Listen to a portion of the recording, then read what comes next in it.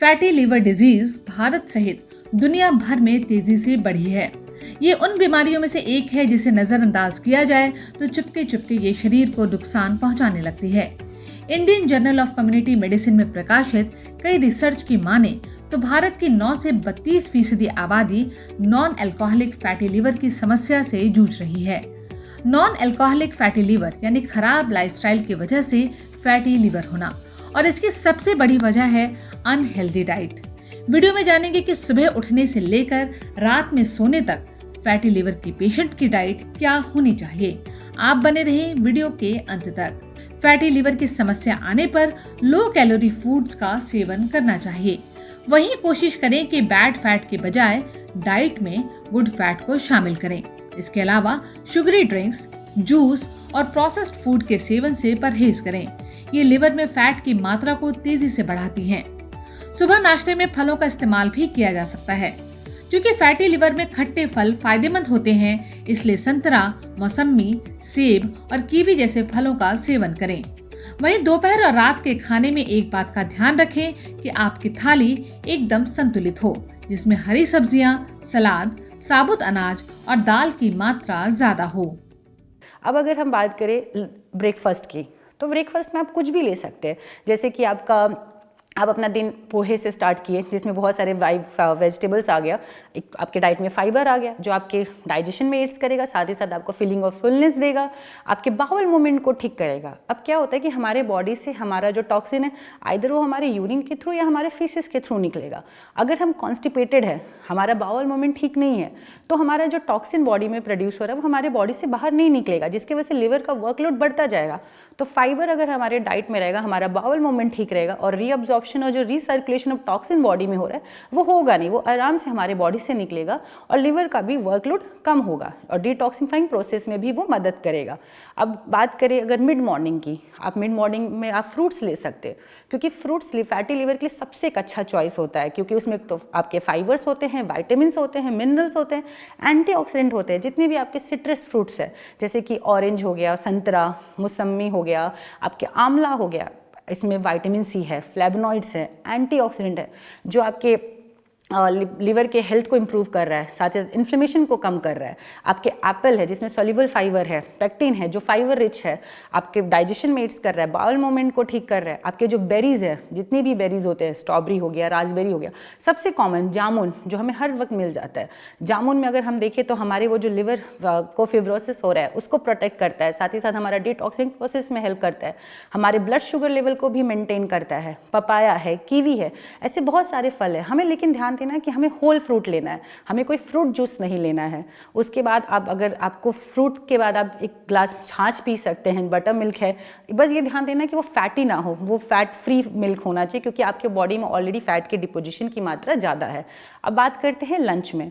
Lunch में हमें क्या करना है कि हमें सैलेड, दाल, वेजिटेबल, इनकी मात्रा ज़्यादा रखना है और जो आपके जो कार्ब्स है उसे कम करना है। क्योंकि क्या होता है, लोगों को लगता है कि हमें फैटी लीवर है तो हमें सिर्फ फैटी फूड अवॉइड करना है, नहीं, हमें कार्बोहाइड्रेट रिच फूड भी अवॉइड कर रहा है। क्यों? क्योंकि कार्बोहाइड्रेट में क्या होता है, जब भी हम कार्बोहाइड्रेट रिच फूड खाते हैं तो वो ग्लूकोज में रिलीज होता है एंड देन वो हमारे ब्लड स्ट्रीम में जाके जम जाता है, लाइक सेटल हो जाता है। जब हम ग्लूकोज जब जो ब्लड स्ट्रीम में हो जाता है, जो ग्लूकोज बच जाता है एनर्जी के यूज़ के लिए, तो वो एज ए ग्लाइकोजन हमारे कन्वर्ट होकर हमारे लिवर या मसल्स में जाके स्टोर होता है। और जो एडॉन ग्लूकोज आता है हमारे बॉडी में, वो आपके फ्री फैटी एसिड में कन्वर्ट होते हैं, जो एज ए ट्राइग्लिसराइड आपके एडिपोज टिश्यू में जाके डिपॉजिट होते हैं, जो एट द एंड आपके फैट डिपोजिशन में ही हेल्प कर रहे हैं।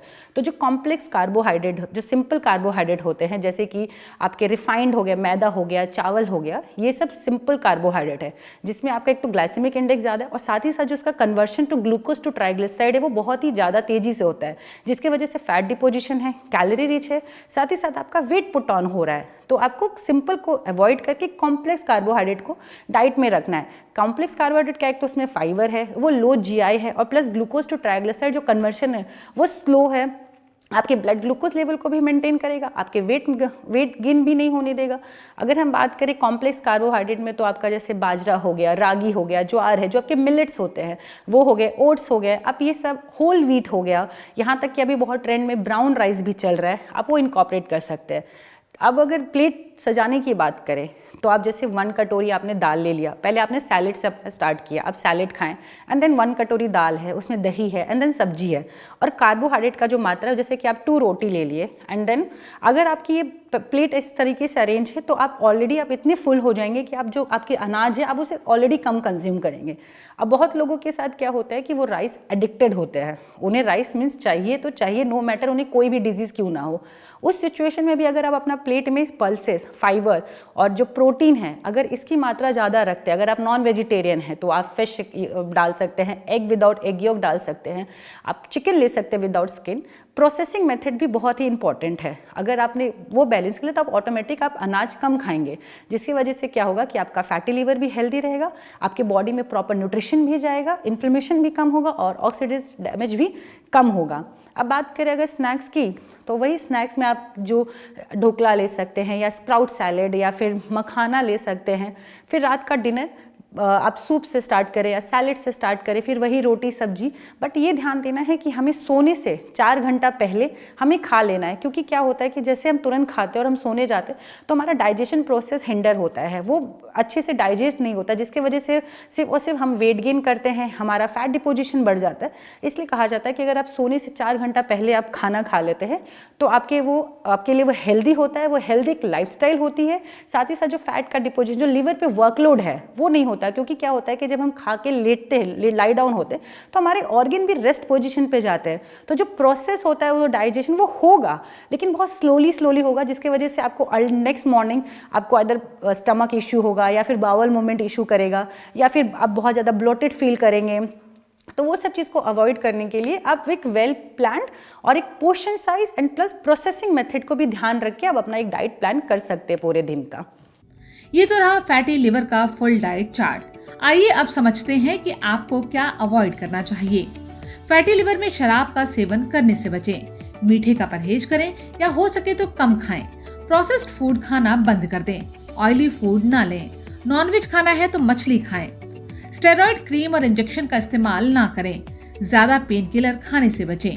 फैटी लिवर में इन सब का एहतियात बरतना चाहिए। आपके मन में भी फैटी लिवर की डाइट को लेकर कोई सवाल हो तो कमेंट बॉक्स में जरूर पूछें। वीडियो पसंद आया हो तो शेयर करें।